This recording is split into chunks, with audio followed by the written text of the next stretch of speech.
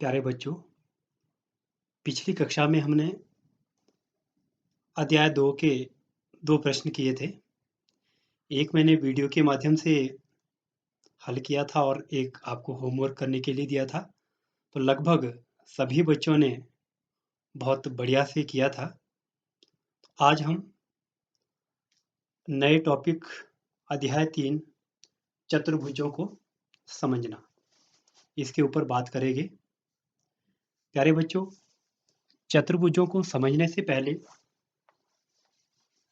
हमको समझना है कि जो वक्र है वो क्या होता है। बंद वक्र, खुला वक्र, बहुभुज, चतुर्भुज, चतुर्भुजों के प्रकार। तो इन पर हम पहले थोड़ी सी चर्चा करेंगे, उसके बाद हम अपने टॉपिक पर जाएंगे। तो ब्लैक बोर्ड में सभी बच्चे ध्यान देंगे।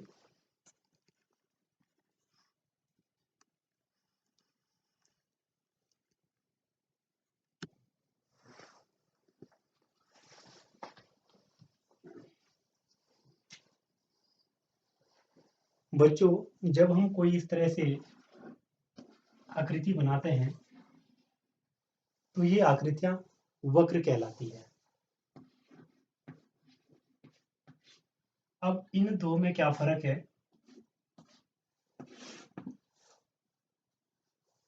ये आकृति जहां से शुरू हुई वहीं पे समाप्त हुई, इसको बोलते हैं बंद वक्र। और ये दो आकृतियां जहां से शुरू हुई वहां पर खत्म नहीं हुई, इनको बोलते हम खुला वक्र।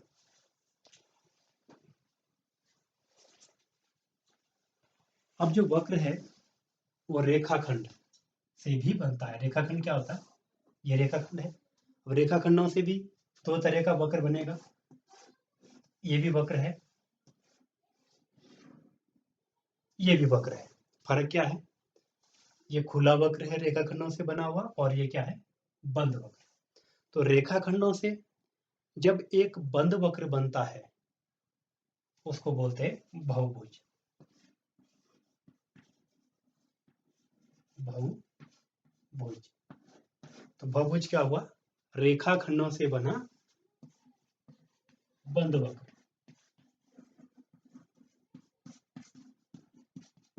बना बंद वक्र क्या कहलाता है? बहुभुज कहलाता है। रेखाखंडों से बना बंद वक्र क्या कहलाता है? बहुभुज।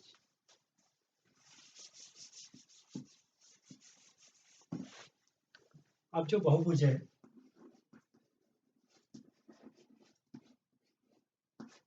ये चार तरह का होता है।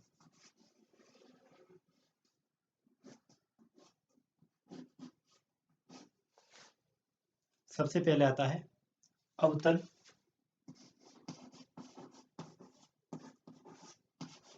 बहुभुज। फिर आता है उत्तल, बहुभुज। और उसके बाद आता है सम बहुभुज। फिर आता है विषम बहुभुज। देखिए, जो अवतल बहुभुज है वो इस तरह का होगा। इसमें एक कोण 180 से बड़ा होना जरूरी है।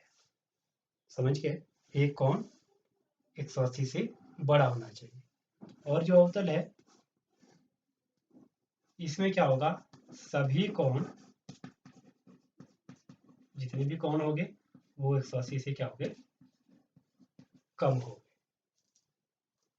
फिर समबाहुभुज क्या हुआ? सभी भुजाएं और सभी कोण बराबर।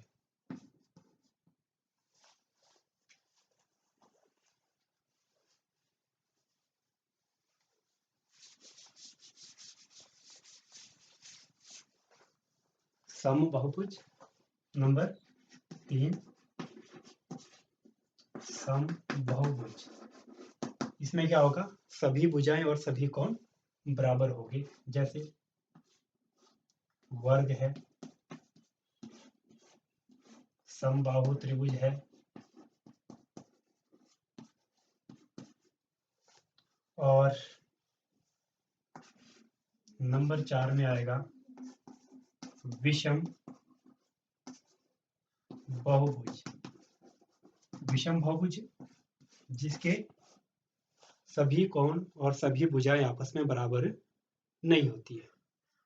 तो बच्चों आपकी एक्सरसाइज में प्रश्नावली 3.1 का पहला प्रश्न है, आपने वर्गीकरण करना है साधारण वक्र, बंद वक्र, अवतल बहुभुज और उत्तल बहुभुज। और प्रश्न नंबर 2 में है एक विकर्णों की संख्या आपने बतानी है, उत्तल चतुर्भुज में कितने होते हैं, सम षटभुज में कितने होते हैं और एक त्रिभुज में कितने होते हैं। और प्रश्न नंबर 3 में है कोणों की मापों का योगफल क्या है, यदि चतुर्भुज उत्तल ना हो तो क्या गुण लागू होगा, ये मैंने आपको बता दिया है। और प्रश्न नंबर 4 में है आकृति दी है, भुजा दी है और कोणों का योगफल दिया है, ये आप खुद करेंगे। और इसके आधार पे मैं थोड़ा सा प्रश्न नंबर 4 में आपको बता दूं कि भुजाओं की संख्या के आधार पे आप अगर सभी भुजाएं बराबर है किस तरह से कोणों का योगफल ज्ञात करेंगे। देखिए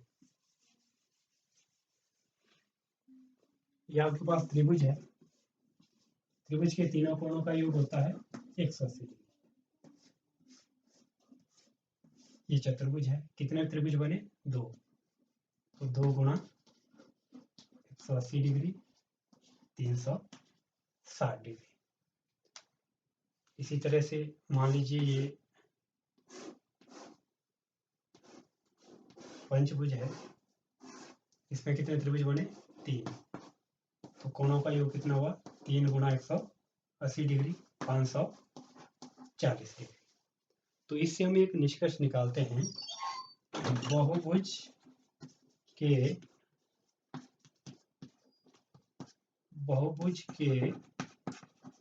कोणों का योग बराबर है भुजाओं की संख्या -2 गुणा 180 डिग्री। और इसको हम इस तरह से लिखते हैं n-2 इंटू 180 डिग्री। अब किसी बहुभुज में मान लीजिए n 7 है, भुजाओं की संख्या 7 है, तो कोणों का योग क्या होगा,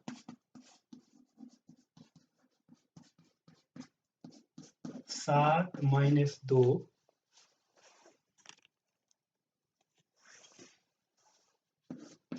गुणा 180 डिग्री, 5 गुणा 180 डिग्री और ये बना 900 डिग्री। तो इसके आधार पे आप प्रश्न नंबर जो चौथा है उसको हल करेंगे। और प्रश्न नंबर 5वें में भी आपको बताना है एक समबहुभुज का नाम, जो 3 भुजाओं वाला बहुभुज है उसको क्या बोलते हैं, समबाहु त्रिभुज। 4 भुजाओं वाला वर्ग होता है, 6 भुजाओं वाला सम षटभुज होता है। तो इस तरह से आपने प्रश्न नंबर 1 से लेकर प्रश्न नंबर 5 तक जो प्रश्न है ये आपने सारे करने हैं। और फिर प्रश्न नंबर 6 है, बहुत इंपॉर्टेंट है, मैं आपको बता देता हूँ। तो इसमें आपने एक चीज याद रखनी है कि जो चतुर्भुज है, चतुर्भुज के चारों कोणों का जो योग है वो कितना होता है, वो होता है 360 डिग्री। देखिए एक प्रश्न हम करते हैं आपकी बुक का,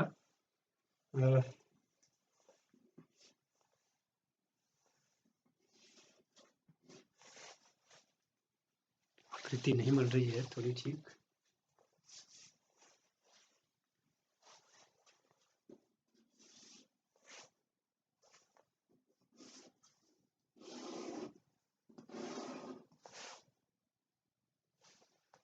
ये कोण दिया है 50 डिग्री, ये है 130 डिग्री,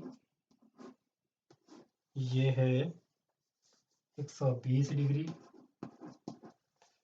और आपको ये x निकालना है। देखिए प्रश्न नंबर 6 है, 6 का पहला पार्ट है प्रश्नावली 3.1 का। अब आपको पता है कि जो चतुर्भुज है उसके चारों कोणों का योग कितना होता है, 360 डिग्री। हम चारों कोणों को जोड़ेंगे, 50 डिग्री जमा 130 डिग्री जमा 120 डिग्री जमा x बराबर है 360 डिग्री। अब इनको जोड़ लेगा, 50 और 130, 180, 180 और 120, कितना हुआ 300। तो ये बना 300 डिग्री जमा x बराबर है 360 डिग्री। यहाँ से x का मान आया 360 डिग्री माइनस 300 डिग्री बराबर है 60 डिग्री। तो इस तरह से आपने x का मान निकालना है। तो बच्चों इस तरह से आपने देखा कि किस तरह से हम चतुर्भुजों को वर्गीकृत करते हैं, बहुभुज कितने प्रकार के होते हैं, साधारण वक्र बंद वक्र क्या होता है, और चतुर्भुज के अगर कुछ कोण दिए हैं और कुछ कोण ज्ञात करने हैं तो हम कैसे ज्ञात करेंगे। तो आपके लिए आज का जो होमवर्क है, आप प्रश्नावली 3.1 के सभी प्रश्न अपनी फेयर नोटबुक पर करेंगे और उसकी फोटो अपनी फोटो सहित, जब आप फोटो लेंगे अपना फोटो भी साथ लें, जब होमवर्क का फोटो लेते हैं आप ग्रुप में डालेंगे। तो आज के लिए इतना ही, धन्यवाद।